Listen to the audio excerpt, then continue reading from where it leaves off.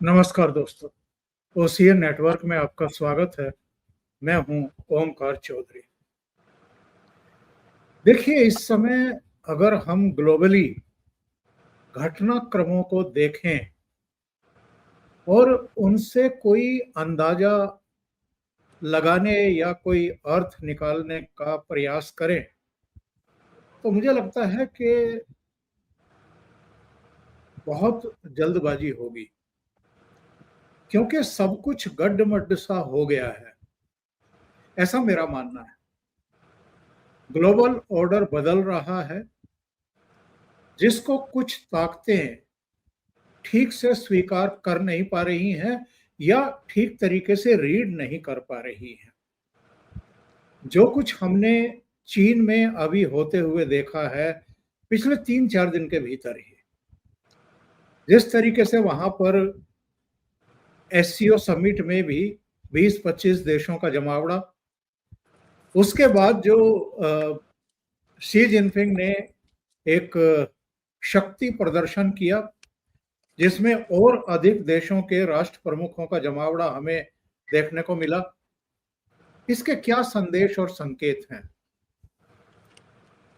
भारत के प्रधानमंत्री नरेंद्र मोदी का जो जापान का और चीन का दौरा हुआ है, और चीन में खास तौर से डिनर के समय की जिस तरह की तस्वीरें, विजुअल्स आए हैं, और उनकी जो मुलाकातें हुई है, बायलैटरल टॉक्स हुई हैं, चाहे जिनपिंग के साथ हुई या राष्ट्रपति पुतिन के साथ हुई हैं, उसको लेकर के बड़ी भारी बेचैनी हमें देखने को मिली है अमेरिका में। डोनाल्ड ट्रंप सोते से उठे और सोते से उठते ही उन्होंने एक मैसेज अपने ट्रुथ वाले सोशल मीडिया मंच पर डाला।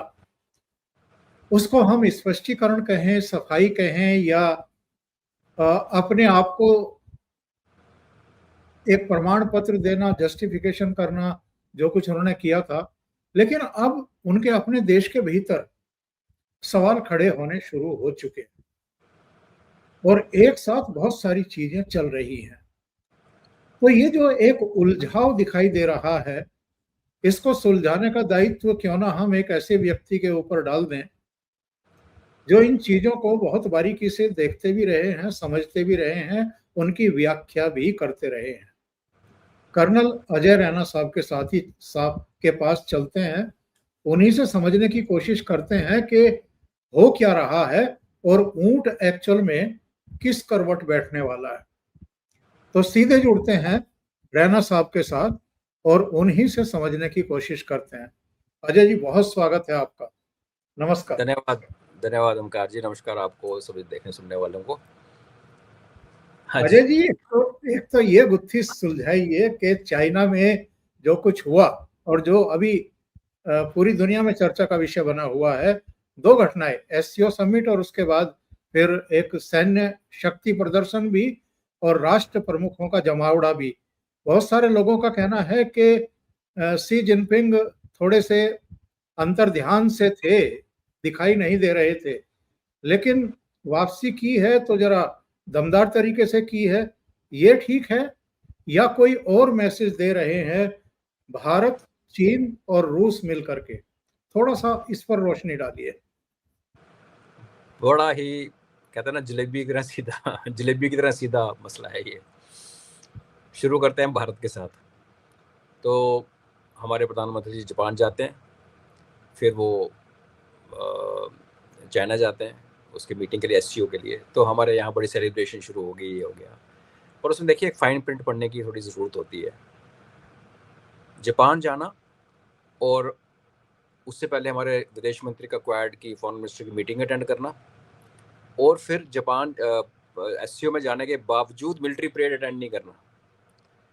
तो भारत ने अपनी ऑप्शंस बांधने की। हम आज भी एक इंडिपेंडेंट सोवन, जो हम बोलते हैं हमारी इंडिपेंडेंट स्ट्रेटजिक इंडिपेंडेंस जिसको कहते हैं, वो हम मेंटेन कर रहे हैं।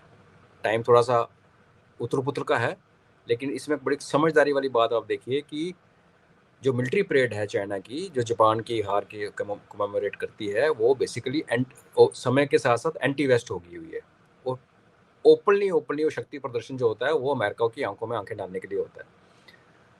अब मोदी साहब वहाँ थे, पुतिन साहब ने अटेंड की, किम जॉन आ गए, उन्होंने अटेंड की, दुनिया भर के लोगों ने जैसे अपना कहा, और बीच में चलता हुआ शी जिनपिंग सबसे ऊंचा लंबा लग, मोदी साहब वहाँ से निकल आए। तो एक स्ट्रेटजिक ऑटोनॉमी, एक स्ट्रेटजिक इंडिपेंडेंस भारत ने बड़ी ही समझदारी दिखाते हुए, क्योंकि आई थिंक आपके शो में भी मैंने एक बार ये कहा कि आप ट्रंप को और अमेरिका को इकट्ठे मत देखिए, ट्रंप चला जाएगा, अमेरिका इधर ही है, और हम जितना मर्जी ट्रंप को गालियाँ निकालनी भी चाहिए, बेवकूफ़ी करता है, लेकिन टेक्नोलॉजी की जब बात आती है, सर्विसेज की जब बात आती है, तो हमारे साथ अमेरिका के साथ एक डिपेंडेंस है, और उसको हम नकार नहीं सकते, बिकॉज कई टेक्नोलॉजीज़ हैं जो कोई भी देश किसी को देता नहीं है। तो हम संबंध नहीं तोड़ रहे, हम एक दरवाज़ा खुला रख रहे हैं। एट द सेम टाइम जब दूसरी तरफ चलते हैं, वो ये है कि अमेरिका ने असंभव वाला जो काम था, चाहे वो RIC कह लीजिए, चाहे ब्रिक्स कह लीजिए, जो कर दिखाया, तो हम उसमें पीछे नहीं हटे। क्योंकि जब हम RIC की बात करते हैं, वो तो पुतिन का प्रोजेक्ट था। जब ब्रिक्स की बात करते हैं, तो जो दो मेन उसमें खिलाड़ी हैं, हम और ब्राज़ील। आप ब्राज़ील के स्टेटमेंट और हमारे स्टेटमेंट डे 1 से पढ़ के देखिए, जब भी ब्रिक्स की बात होती थी, जो कि हवा में था, कहीं था ही नहीं, एक नोट बनाया, वो डम्मी से घुमा फिरा के, और तो कुछ कोई हेडक्वार्टर नहीं, कोई कुछ नहीं। हमारा एटीट्यूड बड़ा सिंपल था कि हमने ब्रिक्स को अपनी ट्रेड, म्यूचुअल एक्सचेंज और म्यूचुअल डेवलपमेंट, आप भी बढ़ो हम भी बढ़ें, जो प्रधानमंत्री जी ने लाल किले पे खड़े होकर बोला कि ना हम किसी का फीता नहीं काटेंगे, हम अपना फीता लंबा करेंगे। तो ये हमारा एटीट्यूड रहा ब्रिक्स का डे 1 से भारत का। वेरस चाइना और रशिया का एटीट्यूड ये है कि वो इसको एक जियोपॉलिटिकल टूल देखते हैं अमेरिका के खिलाफ, रीसेटिंग का टूल। और इसलिए जब यूक्रेन में रशिया घुसा और एकदम से सैंक्शंस लगे, तो ब्रिक्स ने पहले बोला कि आप देखो, ये सैंक्शन करके ये डॉलर्स को, ट्रेड को आप वेपनाइज कर रहे हो, अमेरिका को वार्निंग दी। लेकिन उसके बाद भारत ने कंसिस्टेंटली एक रखा, और ब्राज़ील ने भी, कि हम आपस में ट्रेड करेंगे, मैं और आप, हम अपनी करेंसी में करेंगे, आप लो मेरी करेंसी मुझे दो, वापस लो। वेराज रशिया और चाइना ने डी डॉलराइजेशन की बात की। हमारे मोदी साहब ने कहा, भाई हम म्यूचुअल ट्रेड करना चाहते हैं 1 to 1, डॉलर जो चल रहा है चलने दो, हमें को मतलब नहीं। तो ये बहुत बड़ा एक फ़र्क हमें समझना पड़ेगा कि कितनी मैच्योरिटी से हमारी लीडरशिप बिहेव कर रही है और किस तरीके से लोग दूसरे कर रहे हैं। अब ये भी फैक्ट है कि रशिया और अमेरिका का आपस में कुछ तो आपस में इनका हाथ मिला है। आई थिंक जिस दिन अलास्का का हुआ था, तो आपके प्लेटफॉर्म पे बात हुई थी, तो मैंने कहा था कि शायद मुझे माफ़ी मांगनी पड़े, पर मुझे लग रहा है कि ट्रंप ने यूरोप को पुतिन के हवाले कर दिया। ट्रंप ने कहा कि नेटो के जो मेंबर्स बैठे हैं वेस्ट यूरोप में, वो अभी 2 की जगह 5% GDP को कंट्रीब्यूट करेंगे। मैंने $300 बिलियन के हथियार यूक्रेन को फ्री में बांटे थे, अब मैं फ्री में नहीं दूंगा, मैं हथियार बेचूंगा, यूक्रेन खरीदेगा, लेकिन यूक्रेन के खरीदने के जो पैसे हैं वो EU पे करेगा। At the same time EU के साथ उसने ट्रेड डील बड़ी घटिया किस्म की। और सबसे बड़ी इंपॉर्टेंट बात जो काफ़ी लोग मिस कर रहे हैं, वो जब भारत के ऊपर प्रेशर डाला कि भाई आप तेल क्यों खरीदते हो रशिया से, और सब हम कह रहे हैं देखो चाइना तो खरीदता है, लेकिन चाइना हमसे ज़्यादा खरीदता है, लेकिन हम खरीद के बेचते हैं, चाइना बेचता नहीं है। तो आप जब रशिया से तेल खरीदने के लिए बंद करने की बात कर रहा है अमेरिका, हमें कह रहा है, तो वो बेसिकली क्या कर रहा है, किसको हर्ट करेगा? अगर आज हम रशिया से तेल खरीदना बंद कर दें और अपनी रिक्वायरमेंट का लें, चाहे ईरान से लें, जहाँ से भी लें, तो यूरोप जिसकी पूरी डिपेंडेंस रशिया के ऊपर थी तेल और गैस के लिए, उसकी डिमांड मिडिल वेस्ट या सो कॉल, जिसको आप वेस्ट एशिया जिसको कहते हैं दुनिया मिडिल ईस्ट कहती है, वो पूरी नहीं कर सकता, वहाँ कुएं सूख रहे हैं। अगर पूरे का पूरा EU, यूरोपियन यूनियन, हमारे वेस्ट एशिया से तेल खरीदने लगे, तो तेल का भाव एक हफ्ते के अंदर डबल हो जाएगा। डिमांड एंड सप्लाई इतना ज़्यादा खराब है, फ़र्क है। तो जब ट्रंप हमें कहता तुम तेल ना खरीदो, तो टारगेट कौन है? हम तेल ना खरीदें, इसका मतलब हम EU को ना बेचें, और हम EU को ना बेचें तो EU जाए कहाँ? और उसको आपने GDP का 5%, 2 से सीधा 5 बोला, नेटो में कंट्रीब्यूट करो। तो ये मुझे लगता है कि अमेरिका रशिया से थोड़ी सी हाथ मिला के, जो भी अंडरस्टैंडिंग के साथ, उसने यूरोप और रशिया को बेच दिया। और ये बड़ा अच्छा धंधा, बड़ा अच्छा चलना था, यूरोप का मटिया मेट हो जाना था। लेकिन अब बीच में, और अगर रशिया और समझदारी दिखाते हैं, लेकिन बीच में खड़ा चाइना। यूरोप अमेरिका की कोई भी अंडरस्टैंडिंग अगर रशिया के साथ होती है, तो वो अल्टीमेटली चाइना के खिलाफ जाएगी। और आज रशिया चाइना के ऊपर डिपेंडेंट है, क्योंकि चाइना सबसे ज़्यादा तेल खरीदता है, उसको पेमेंट्स करता है, और चाइना ने लड़ाई के टाइम पे हथियार दिए हैं रशिया को। तो रशिया का प्रेम मोहब्बत हो ना हो, लेकिन एक संबंध बन चुका है, अरेंज मैरिज कह लो, कुछ कह लो। तो इस खिचड़ी में आई थिंक हमारी लीडरशिप ने उनके साथ जाके और एक लिमिट के बाद आगे ना जाके समझदारी दिखाई है। बट ओवरऑल अगर आप जो जैसे हमने स्टार्ट किया था वो क्लियर है कि ग्लोबल रीसेट हो रहा है। पावर सेंटर जो हैं वो वेस्ट से उठ के ईस्ट को आ रहे हैं। आप देखिए अगर RIC के बाद रशिया, इंडिया, चाइना और ईरान को मिला लेते हैं तो आपके पास ऑलमोस्ट 1/3 से ज़्यादा दुनिया की पॉपुलेशन है। नो हाफ वो है। और 40% ऑयल रिजर्व है आपके पास, रशिया और चाइना इसका मिला लेते हैं, ईरान का। और इकॉनमी भी हमारी ऑलमोस्ट 45% जो वर्ल्ड की GDP वो इधर है। तो स्वाभाविक है कि अगर ऐसा कुछ है, सच्चाई है लाइफ में, तो आपकी जो पावर सेंटर है, आपकी UN में जो आपकी हैसियत होनी चाहिए थी, दुनिया आपके अनुसार चलनी चाहिए थी, वो नहीं चली। तो ये एक शिफ्ट हो रहा है। तो एक चर्न है। आपने बड़ा सही उसको कहा कि इतना अनप्रिडिक्टेबल है कि ऊँट किस करवट बैठेगा कुछ नहीं पता। मुझे सिर्फ एज ए भारतीय ये संतोष है कि हम एक सुलझी हुई राह पे चल रहे हैं। जितना बेस्ट हम इसमें कर सकते हैं, थोड़ा इधर थोड़ा उधर करके, दोस्ती भी, प्यार भी, मोहब्बत भी। और ट्रंप बोलता रहा, हमने कोई उसको उल्टे शब्दों में जवाब नहीं दिया। प्रधानमंत्री साहब ने कल को हमारे ऊपर कोई अमेरिकन ट्रंप के जाने के बाद उंगली उठा के ये नहीं कह सकता कि आपने हमारे से बदतमीजी की।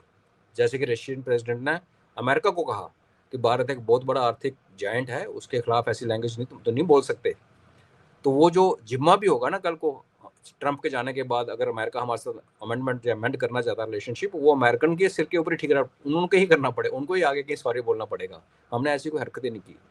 तो इस लिहाज से मैं बहुत ज़्यादा सेटिस्फाइड हूँ कि गंदे हालात में जो सबसे अच्छा हो सकता था आज तक जो चल रहा है वो हम कर पा रहे हैं। जी। जिस बयान की तरफ कर्नल रैना साहब इंगित कर रहे हैं, मैं अपने दर्शकों को बता दूं, चीन में प्रेस कॉन्फ्रेंस के दौरान राष्ट्रपति पुतिन ने ये कहा है कि कोई भी देश भारत और चीन से इस तरह बात नहीं कर सकता। किस तरह? उन्होंने कहा कि दंडित करूंगा। ये जो शब्द ट्रंप ने बोले थे, इस पर हमें घोर आपत्ति है, क्योंकि दोनों देशों की 280 करोड़ से अधिक की पॉपुलेशन है। आप यानी 35 करोड़ वाला देश, होगी आपकी ट्रिलियंस में दौलत और होंगे आप महाशक्ति, आर्थिक महाशक्ति, लेकिन 35 करोड़ की आबादी वाला देश 280 करोड़ की जनसंख्या को इस जबान में बात नहीं कर सकता, नहीं धमका सकता कि मैं दंडित करूंगा। तो पुतिन भी कमजोर नसों को तो जानते हैं साहब, कब क्या कहना है ये भी बहुत अच्छे तरीके से जानते हैं। पुतिन उनका जी longest serving head of state है आज की डेट में, और KGB का बंदा है वो। और उसने सैंक्शन के बाद सुपर सैंक्शन सह के पूरे नेटो की पिटाई की है। कल रात को यूक्रेन के ऊपर 500 हथियार फायर हुए हैं, 500 तरह तरह के मिशन फायर हुए हैं। यूक्रेन तो बिल्कुल अभी जेलेंस्की तो मॉस्को आने के लिए तैयार हो रखा है। आप मजे की बात ये देखिए, जो हमने पहले बात की कि कुछ अंडरस्टैंडिंग अमेरिका ने रशिया के साथ करने की कोशिश की और हुई भी है, और रशिया ने उसका यूज़ किया। उनको जो विंडो चाहिए थी ना, उनका जेलेंस्की से मिल लो, तो उनका फॉरेन मिनिस्टर बोला कैसे मिले भाई, पहले हमें अपना पूरा काम करना पड़ेगा। मतलब 3-4 महीने को नहीं मिलने वाला, इतना टाइम चाहिए रशिया को अपना मिलिट्री एम अचीव करने के लिए।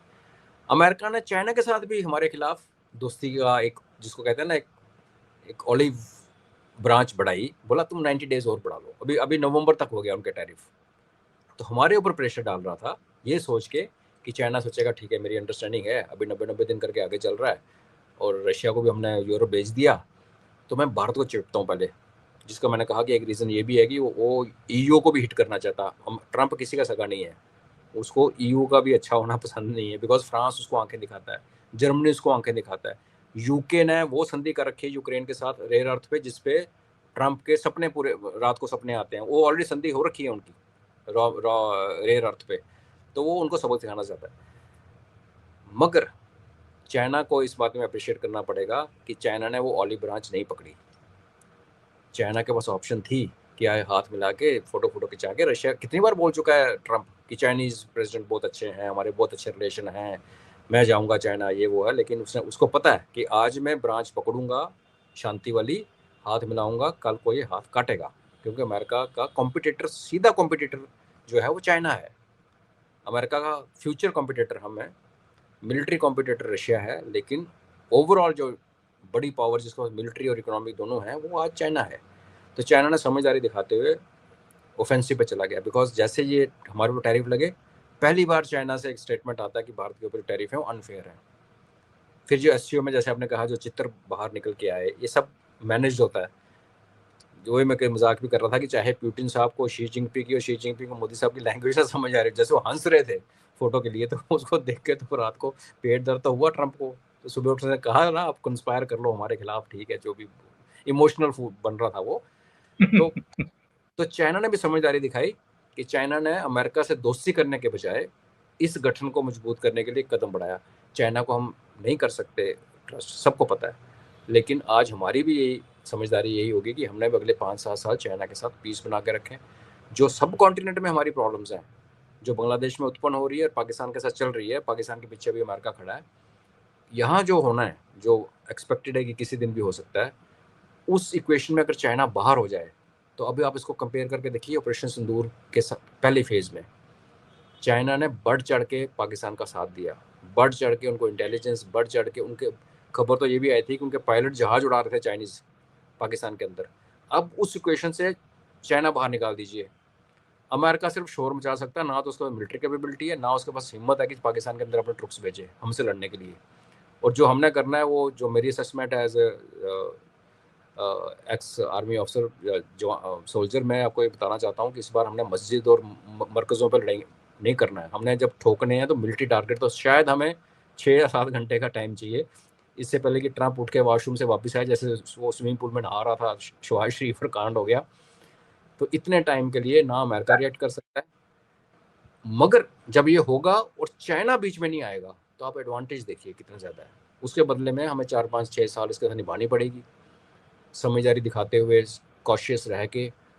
कहते हैं ना, एक शादी अरेंज मैरिज जो होगी, इसको चलना पड़ेगा। तो ओवरऑल 10 साल के बाद या 7-8 साल के बाद एक नक्शा उभर के आएगा जिसमें हम ऊपर आ जाएंगे, हमारी इकॉनमी बढ़ रही है, चाइना डिक्लाइन पे थोड़ा जा रहा है, रशिया इकोनॉमिकली हमसे कम्पीट नहीं कर सकता, ना हमसे ना चाइना से, वो तो दोस्त है। उस टाइम फिर हम एक आपस में कॉन्फ्लिक्ट होता हुआ देखेंगे चाइना का हमारे साथ। और पर मैं ये कहता हूँ कि वो जब आएगा तब देखेंगे, उस ब्रिज को तब पार करेंगे। आज ये वाला टाइम, जैसे चाइना ने समझदारी दिखाई, देखो चाइना के पास ऑप्शन थी कि अमेरिका का हाथ पकड़ लेता टेम्पररी और बाद में चाकू पीठ पे लगता। दूसरा उसने सरेआम फेस टू फेस ले लिया, एससीओ में खड़ा हो गया, फोटो खिंचवा लिया, सबको बुला लिया, किम जॉन को बुला लिया और हमारे प्रधानमंत्री जी को बुलाया, मिलिट्री परेड के लिए गए नहीं। तो चाइना ने समझदारी दिखाई है और अब हमें भी समझदारी, हम भी दिखा रहे हैं कि हम इनके साथ भी हैं। हमने वो दरवाज़ा भी बंद नहीं किया, क्योंकि आज के 3 साल 4 साल के बाद ना ट्रंप रहेगा, मोदी साहब तो इधर ही हैं, तो चीज़ें बदलते हुए टाइम नहीं लगता। और वो भी टाइम होगा आज से 4-5 साल बाद, जब चाइना शायद हमें आंखें दिखाना शुरू कर दे दोबारा, क्योंकि अमेरिका भी नीचे जा रहा है। जैसे आपने कहा ना कि आप $1 ट्रिलियन वाली इकॉनमी होंगे, तो आप ये कहना भूल गए कि आपके ऊपर $37 ट्रिलियन का कर्ज भी है, जिसमें $9 ट्रिलियन को इस बार पे करने हैं।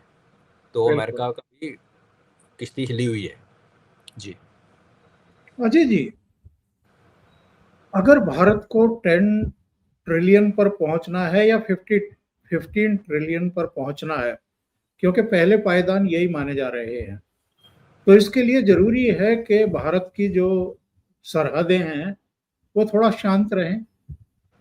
पाकिस्तान की तो टेढ़ी दुम है, वो सीधी होने वाली है नहीं। बांग्लादेश अभी कोई ऐसी ताकत नहीं है कि हमारा मुकाबला कर सके, लेकिन फिर भी बदतमीजी तो हुई है उस तरफ से, और उसके प्रति हमें इतना मतलब विमुख भी नहीं रहना चाहिए, लापरवाह भी नहीं रहना चाहिए। और चाइना वाला बॉर्डर एलएसी, आप जानते हैं कि पिछले कुछ सालों से थोड़ी अनसर्टेनिटी वहां भी हुई, झड़पें भी हुई हैं। नीचे उधर डोकलाम में जो हुआ 2017 में, और उसके बाद 2020 में जो कुछ हुआ, तो एक तरीके से मोदी साहब ने स्ट्रेटेजिकली चीन को अभी शांत करने की कोशिश की है, यानी कम से कम एक बड़ी सीमा हमारी जरा शांत रहे तो हम जरा आगे बढ़ते रहें। और युद्ध में उलझाने की कोशिश तो हुई थी, लेकिन चौथे दिन हम लोग उस युद्ध से निकल आए। युद्ध शुरू करना बड़ा आसान होता है, खत्म करना बड़ा मुश्किल होता है, लेकिन भारत बड़ी चतुराई के साथ अपना काम करके उस युद्ध से बाहर निकल आया। तो बिल्कुल राइट स्टेप लिए जा रहे हैं, सही डिसीजन लिए जा रहे हैं भारतीय नेतृत्व की तरफ से। बिल्कुल मैंने जैसे पहले कहा, एक तो बैलेंस जो मेंटेन किया हमने वो तो अप्रिशिएट करना चाहिए। ये जो आप चाइना के बारे में मैंने अभी जैसे कहा कि अगर पाकिस्तान से अब चाइना इक्वेशन निकाल देते हैं और अमेरिका उसके बदले में डालते हैं तो अमेरिका हमारा कुछ नहीं बिगाड़ सकता। उनके तो जहाज ही नहीं बचे अब चाइना के पास। हम तो कहते हैं ना हमारी फ्लीट कम होगी जी, हमें 10 स्क्वाड्रन चाहिए। पाकिस्तान के पास कितने हैं? क्योंकि अभी चाइना से हम नहीं लड़ रहे। कुछ बड़ा ही नर्थ हो जाए तो पता नहीं, अदरवाइज मैं 5-7 साल चाइना से लड़ाई होते हुए नहीं देख रहा। पाकिस्तान के 10-11 जहाज हमने और ठोक दिए। उसके बाद जो 1981 के मॉडल के 85 के मॉडल जॉर्डन के सेकंड हैंड जहाज उनके पास पड़े हैं, उनकी क्या काबिलियत है। और जैसे मैंने कहा अब जो नेक्स्ट फेज़ आएगी, अब तो 4 घंटे 4 दिन थे ना, इस बार 4 घंटे की लड़ाई होने वाली है और वन वे होगी। हम नहीं उलझेंगे, हम फौजें नहीं उलझाएंगे। पाकिस्तान कोशिश करेगा, मार खाते हुए कोशिश करेगा कि हमारे बॉर्डर की तो कुछ ड्रामा करे और हम पर। जो मेरा देखने का तरीका ये है कि उनकी कमांड एंड कंट्रोल और हेडक्वार्टर्स को क्रिपल करके, उनकी एयरफोर्स मिसाइल साइट्स को ख़त्म करके भारत ने एक स्टेटमेंट देना है। लेकिन उससे मैं ये भी देख रहा हूँ कि हो सकता है कि जैसे उसके मुनीर ने कहा था, और जैसे आपने कहा कि बांग्लादेश कुछ नहीं, जैसे हाथी के आगे चींटी सूंड में घुस जाए तो तंग करती है। तो पाकिस्तान अपनी रक्षा के अपनी को साइड पे करने के लिए, और बांग्लादेश क्योंकि उसका पिट्ठू है, नेपाल में काफ़ी इन्फ्लुएंस है, तो हो सकता है यहाँ से कुछ हो हमारे ऊपर। जैसे अभी हमने रैली में बिहार में इलेक्शन में पाकिस्तानियों को पकड़ा, अगर वो फायरिंग वहाँ हो जाती, कुछ धमाका कर देते, तो नेचुरली पाकिस्तान बहुत दूर है। 4 या 6 घंटे में भारत ने प्रूव तो कर देना था कि आए पाकिस्तानी थे वो। लेकिन फिर क्या होना था कि वो जो पाकिस्तान की गेम थी, क्योंकि देखो आपने पाकिस्तान ने एक गेम और खेली थी, इनको 1.5-2 महीने पहले की बात है। इन्होंने अफगान पासपोर्ट्स बनाए नकली और अपने बंदों को दिए, जिन्होंने भारत के अंदर आके कसाब टाइप अटैक करके मरना था, और उनकी जेब से अफगानिस्तान के पासपोर्ट निकलने थे और हमारे और अफगानिस्तान के रिलेशन खराब होने थे। उनकी किस्मत ख़राब थी कि वो जब वो बंदे अफगानिस्तान में थे नकली पासपोर्ट लेके, वो पाकिस्तानी थे, अफगानिस्तान में ट्रेनिंग कर रहे थे, उनको ISKP के पास, उनको अफगानियों ने मार दिया इनकाउंटर में, और उनकी जेब से निकले। तो उन्होंने हमें सचेत किया, भाई ये गेम चल रही है, ऐसा ना हो कि कल आपके देश में कोई टेररिस्ट मारा जाए बाहर का और उसकी जेब से निकले पासपोर्ट हमारा इसमें कोई लेना नहीं। तो ये गेम ऑलरेडी खेल रहा है। तो मुझे क्या लगता है कि हो सकता है ईस्ट से कुछ हो, हमारे पूर्व दिशा से कुछ आए, और जैसे मैंने कहा 6 या 8 घंटे में भारत साबित कर देगा कि ये पाकिस्तान की करनी है। तो वो अगर होना ही है तो ओमकार जी फिर ऐसा ही हो। ठीक है, थोड़ा सा झटका लगेगा, हमें नुकसान होगा, और मैं ईश्वर से प्रार्थना करता हूँ कि इतना बड़ा ना हो पहलगाम जितना, थोड़ा बहुत नुकसान होगा। और जब देशों की बात होती है, सिविलाइजेशन की बात होती है, तो बहुत ही तो चढ़ती है। उसमें क्या होगा कि उसके रिएक्शन में पाकिस्तान तो जो ठुकेगा, बांग्लादेश भी साफ हो जाएगा, इनकी जो छोटी मोटी टूटी फूटी है ना। और वो एक बहुत अच्छी सिचुएशन है। अगर अगले कुछ महीनों में ये हो जाता है, अफगानिस्तान चाइना साइड में बैठा रहता है 5-6 साल, तो फिर हम कूल हैं, फिर ठीक है, फिर इस ओके। बाकी अमेरिका गेम खेलता रहा। आज उसने CPEC का जो लास्ट वाला एक कराची को रेलवे लाइन का एक प्रोजेक्ट बचा हुआ था, CPEC में पूरा नहीं हुआ था, बलोच होने नहीं दे रहे थे, वहाँ पे एशियन डेवलपमेंट बैंक की फाइनेंसिंग करवा दी। एक न्यूज़ पोर्टल के हिसाब से फाइनेंसिंग हुई नहीं है, दूसरा न्यूज़ पोर्टल बोलता आ गया, सेंक्शन आ गया। तो वो अपनी गेम खेलता रहेगा। उसने वहाँ से कराची गया, वहाँ फिर ग्वादर से निकालना है उसने चाइनीज़ को, उसके अपने चल रहे हैं इश्यूज़, और चाइना ने मना कर दिया कि हम CPEC पूरा नहीं करेंगे। तो बेसिकली चाइना ने कह दिया कि भैया मैं हट गया, पर तुम्हारे पास 85% हथियार, फौजी हथियार मेरे हैं, तो अमेरिका से ले ले। तो इनकी लड़ाई में हम तमाशा देख रहे हैं। बट लाइक मैंने शुरू में कहा, और 6-7 साल की पीस के बाद हम उलझेंगे चाइना के साथ भी, मगर तब तक हमारी तैयारी, हमारी क्षमता होपफुली इतनी हो चुकी होगी कि चाइना को भी थोड़ा सा फ्री हैंड नहीं, जैसे 62 वाला फ्री हैंड नहीं मिलेगा। बिल्कुल बिल्कुल। रैना जी, आपने बहुत महत्वपूर्ण बात कही कि अभी चाइना पर सैंक्शन लगाने या जो भी टैरिफ जितना धमकी दी थी उसको टालने के लिए 90 दिन का समय दिया। पुतिन साहब को अलास्का में बुलाया, अपनी गाड़ी में बैठाया, डेस्टिनेशन तक ले गए और ऊपर से B-2 बम्बर उड़ा करके उनको सम्मान देने की कोशिश की। ये अलग बात है कि उसका मैसेज बड़ा गलत चला गया। तो ये सब जानबूझ करके ट्रंप ने किया था, ताकि थोड़ा सा इनके कंधे पर हाथ रख करके भारत को दबाया जा सके। लेकिन चीन से जो भी विजुअल्स आए डिनर के समय के, तीनों की उन्मुक्त हंसी, बेलोस बातचीत, पुतिन साहब का 10 मिनट इंतजार करना और फिर करीब 45-55 मिनट तक गाड़ी में ही बैठ करके चर्चा करना और फिर बयान आना पुतिन साहब का कि हमारे बीच कोई रहस्य नहीं है कि क्या बात हो रही थी, क्योंकि अलास्का में जो कुछ चर्चाएं हुई थी हमारी, उस पर मेरी मोदी जी से चर्चा हुई है और आगे की रणनीति हमने तय की है। तो एक तरीके से सी जिनपिंग भी ट्रंप को मैसेज भेज रहे हैं, पुतिन भी भेज रहे हैं, मोदी जी भी भेज रहे हैं और अमेरिका के भीतर से कुछ डेवलपमेंट हो रहे हैं। वहां अब क्रिटिसिज्म झेलना पड़ रहा है राष्ट्रपति ट्रंप को कि आपने 2-2.5 दशक की सारी मेहनत पर पानी फेर दिया अपनी निजी खुंदक, निजी ईगो या पाकिस्तान में जो आपके पारिवारिक आर्थिक हित हैं उसके चलते। तो ऐसे में अब ट्रंप को आप किस सिचुएशन में फंसा हुआ दिखाई देख रहे हैं? ट्रंप के लिए भी ना एक कॉम्प्लिकेटेड सिचुएशन बन गई है। उसने बेहूदगी की, बदतमीजी की, और जो B2 बॉम्ब वगैरह उड़ाया, बेसिकली वो बिजनेसमैन है, उसको लगता है जैसे पार्टी दो 5 स्टार में बुला लो, अपने बिजनेस संबंधी जो बनाने हैं आपने उनको बुलाओ, खाओ पिलाओ, तो वो देश थोड़ी ऐसे चलते हैं, वो आपकी कंपनी चल जाती हैं। हम इसमें एक एंगल जो भूल जाते हैं वो ये है कि सऊदी अरबिया, उसका जो प्रिंस मोहम्मद बिन सुलेमान है, सलमान है MBS, उसका पर्सनल रिलेशनशिप है, बिजनेस रिलेशनशिप ट्रंप फैमिली के साथ। जैसे कि ओसामा बिन लादेन का बिजनेस रिलेशन था सीनियर बुश की फैमिली के साथ।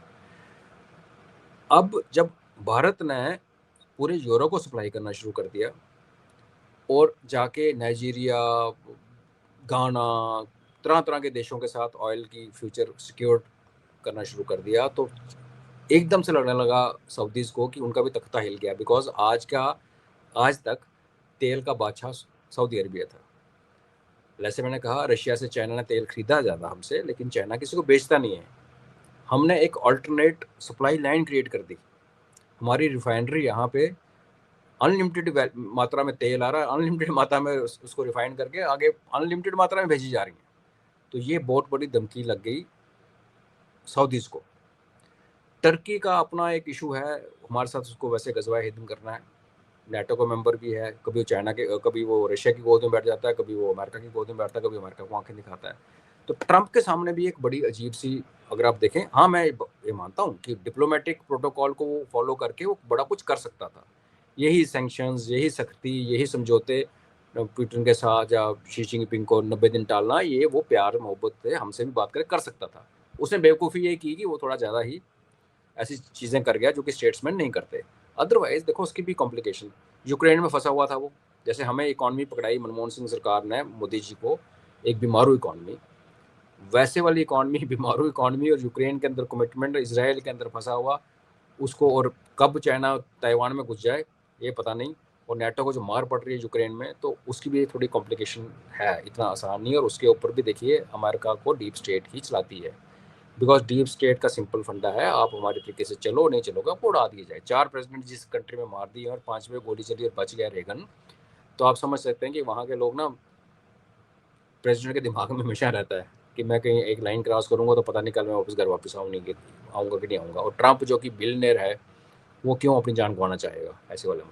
तो ट्रंप की, अगर ट्रंप के एंगल से देखें और उसके बर्ताव को थोड़ा साइड पे कर दें, तो ट्रंप के लिए भी रास्ता इतना आसान नहीं था। और अभी उसने क्या किया, क्यों मैं ये कह रहा था कि वो यूरोपियन यूनियन को वीक करना चाहता है। वो यूरोपियन यूनियन को इसलिए वीक करना चाहता है कि उसने अजरबैजान और अर्मीनिया के बीच में समझौता करा के और टर्की को सीरिया के अंदर घुसा के अब ये घुसना चाहता है सेंट्रल एशियन रीजन के अंदर।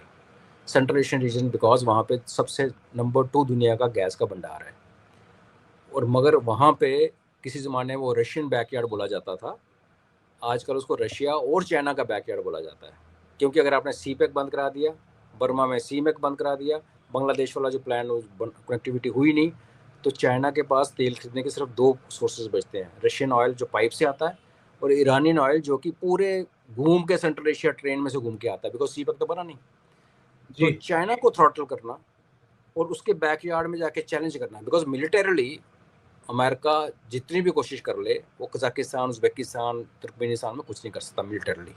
लेकिन वो यही ट्रंप कॉरिडोर बना लिया, वहाँ से पाइपलाइन बिछा दी, वहाँ से कैस्पियन सी तेल निकालना शुरू कर दिया, वहाँ से गैस निकालनी शुरू कर दी। ये कांड वो कर सकता है, और अगर ये करेगा तो वो रशिया और चाइना दोनों को अपसेट करेगा। तो इसलिए मैं कहता हूँ कि जब इन लोग बेवकूफ़ों को देखो, तो दिन ब दिन ओमकार जी ये पूरी दुनिया को ना एक नेक्स्ट वर्ल्ड वॉर की तरफ लेते हुए जा रहे हैं। बेसिकली ट्रंप के जो कारनामे हैं और उसका जो रिएक्शन आएगा, क्योंकि आप देखिए 6 महीने बाद क्या होगा। अगर वो ट्रंप कॉरिडोर बन गया आर्मीनिया अजरबैजान का, और वहाँ से गैस वैस निकलनी शुरू हुई, और रशिया 6 महीने में यूक्रेन से फारिग हो गया, जो करना था कर लिया, उसका जो मिलिट्री इंडस्ट्रियल कॉम्प्लेक्स जो धड़ा मिशन प्रोड्यूस कर रहा है यूक्रेन के वॉर के लिए, उसने डेड फैक्ट्रीज को दोबारा स्टार्ट कर दिया है, वो कहीं तो यूज़ होना है। बिल्कुल। और ये आपके पिछवाड़े में अगर आके वो अमेरिका आपकी गैस वहाँ से निकालने की कोशिश करे, छोटी छोटी कंट्री से जो आपकी हैं अपनी एक्चुअली, तो आप बर्दाश्त नहीं करोगे। तो यहाँ भी एक फ्लैश पॉइंट क्रिएट हो रहा है खाम खा का। पहले हम ताइवान की बात करते थे, ईरान और इसराइल की बात करते थे, अभी एक और बनना शुरू हो गया। तो ट्रंप थोड़ा ना, जिसको कहते हैं ना बरसक, थोड़ा सा अनप्रिडिक्टेबल और खतरनाक होता हुआ जा रहा है। बिकॉज देखिए, हमें बड़ा अच्छा लगता है कहने में कि हमने उनको आंखें दिखाई, ट्रंप सहम गया, उसने फोटोज देखी, ट्रंप डिप्रेशन में चला गया। ऐसे लोग जब वीक फुटिंग पे आते हैं ना, वो कुछ भी कर जाते हैं, वो कोई भी पंगा कर जाते हैं अपने देश के दूर कहीं भी, क्योंकि उनकी एसेट हर जगह है। जिस देश के 200 से प्लस ज़्यादा, 800 कहते हैं लोग, बट बड़े बड़े 200 अड्डे हैं दुनिया में। सीएए की प्रेजेंस हर देश में है, और हमें पता है अभी मोदी साहब के खिलाफ रजीम चेंज का कितना ज़्यादा प्रयत्न हो रहा है।